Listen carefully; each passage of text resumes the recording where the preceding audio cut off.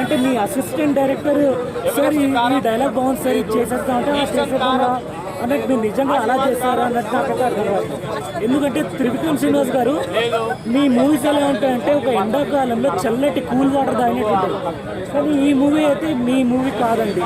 ఎందుకంటే మీరు మళ్ళీ థ్యాంక్ గాడ్ ఈ మూవీకి సాంగ్స్ ఇంకా మహేష్ బాబు గారి యాక్షన్ ఈ మూవీ గట్టెక్కించాలి. లేదంటే అజ్ఞాతవాసి అయిపోయింది, ఇది అజ్ఞాతవాసి అయిపోయేది. కానీ మహేష్ బాబు గారు మీరు ఏం మాత్రం భయపడకండి.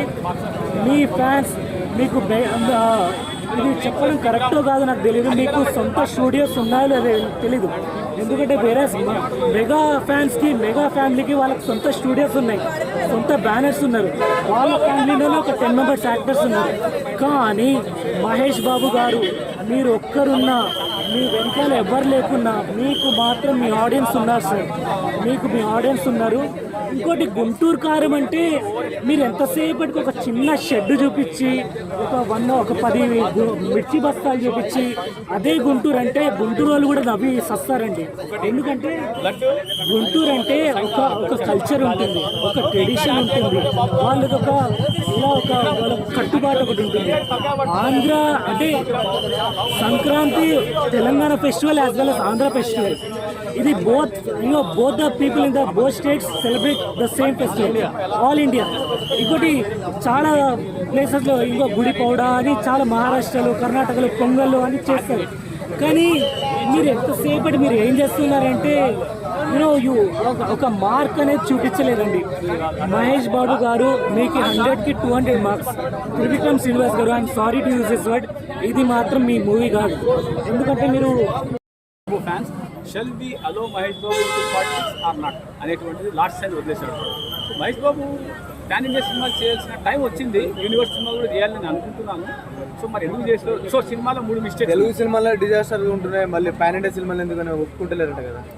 ఎస్, ఆడియన్స్ మీద రివెంజ్ ఏం తిక్తారా?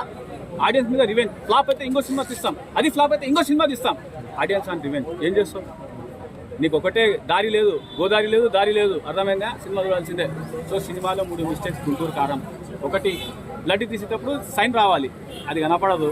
రెండోది, కీప్యాడ్ తీసుకుని కీప్యాడ్ ఆన్ కూడా చేయడా బాబు గారు అంటాడు, మహేష్ బాబు దిగిపోతారు. సునీల్ గారి తలకాయ పట్టుకుంటారు, తలకాయ కనీసం వెయిట్ ఉండాలి కదా. సింపుల్గా కమిడియన్ పట్టుకుంటారు ఆయన, మన కమిడియన్. సో ఇవి మిస్టేక్స్, అందుకే సినిమా హిట్ అయ్యింది. ఇలాంటి మిస్టేక్స్ లేకపోతే అవార్డు ప్లస్ సినిమా సపోర్ట్గా హిట్ అయ్యేది. ఎన్ని క్వశ్చన్స్? ఎన్ని కోట్లు కలెక్ట్ చేయవచ్చు అనుకోవచ్చు? కారాన్ని గుడ్డలో వేసుకుంటే ఎంతైతే వేడి ఉందో అన్ని కలెక్షన్ వస్తాయి. అర్థమైంది. శ్రీలీల డ్యాన్స్ ఎలా అనిపించింది? శ్రీలీల వాదినమ్మా, శ్రీలీల డ్యాన్స్ నాకే అల్పి వచ్చింది స్వామి. చూసేవాడికి అల్పి వచ్చిందంటే ఇంకా మహేష్ బాబు చూస్తే పులుసు కారిపోయింది. మహేష్ బాబు పంచ ఊడగొట్టిన ఏకగా లేడు ఎవరు అంటే శ్రీలీల. పంచగాదు అదేంటి అది?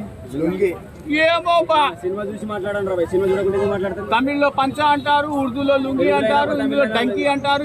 నీకేం ఎవడో తెలుసా? మట్ట పెట్టి ముందే లుంగి పంచ కుర్చీ కాదు మట్ట పెట్టి మట్ట పెట్టి అర్థమైందే. బ్రో మరి ఎలా అనిపించింది? మరి ఇంటర్వెల్ సీన్ ఎలా అనిపించింది? ఇంటర్వెల్కి నేను బ్రేక్ తీసుకున్నాను. ఐఎమ్ సారీ, దానికి నేను చెప్పలేను. నేను కూడా బ్రేక్ తీసుకున్నాను, సమోసాలు తిన్నాను. అండ్ ఎవ్రీథింగ్ ఈజ్ ఫైన్ అండి. సినిమా బాగుంది, చూడండి. సంక్రాంతికి 4-5 సినిమాలు అంటే పైసలు ఎదురుగా ఉంటాయి.